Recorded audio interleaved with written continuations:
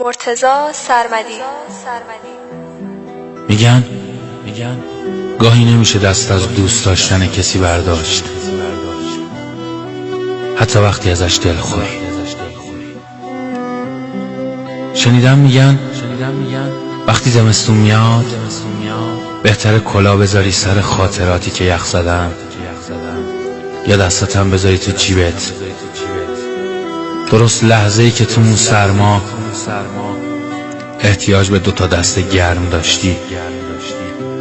اینطوری شاید یادت بیاد لحظه‌ای رو که دستات مهمون جیبات بودن. بعضی وقتا اتفاقای خوب انقدر دیر میافتن که باید نگاه به آسمون کرد و گفت وقتش گذشته، مال خودت.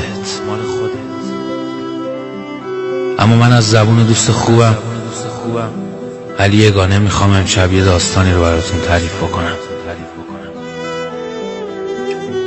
علی میگه من در کنار یک زنی زندگی میکنم، زنی که اسمش تو شناسنامه‌ام ثبت شده و همسر من محسوب میشه،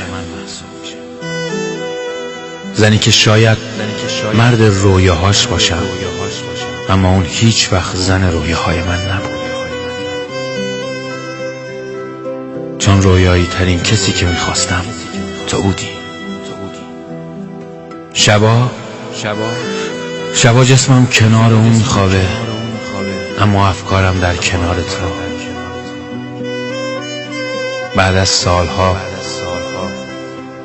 من مردیم که از عذاب وجدان داره میمیره، مردی که به تو فکر میکنه اما کنار یه زن دیگه است، مردی که به دوست داشتنهای زن دیگه پاسخ مثبت میده اما نه از ته دل. بعد از سالها وقتی همه خوابیدن یواشکی میرم تو آشپزخونه و یه نخ سیگار روشن میکنم و تو اون نور کم سوی چراغ خواب به تو فکر میکنم و سیگارم و کام عمیق میگیرم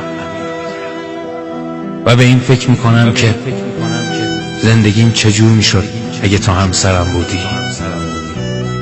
در حالی که دارم تو فکرت غرق میشم سیگارم رو به اتمامه و من با عذاب و دلی پر از غم باید برم و کنار زنی بخوابم که همیشه آرزو میکنم تو جای اون بودی.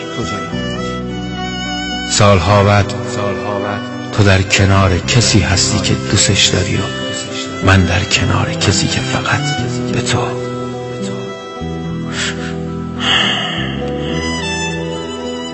و بعد از چند سال گذر عمر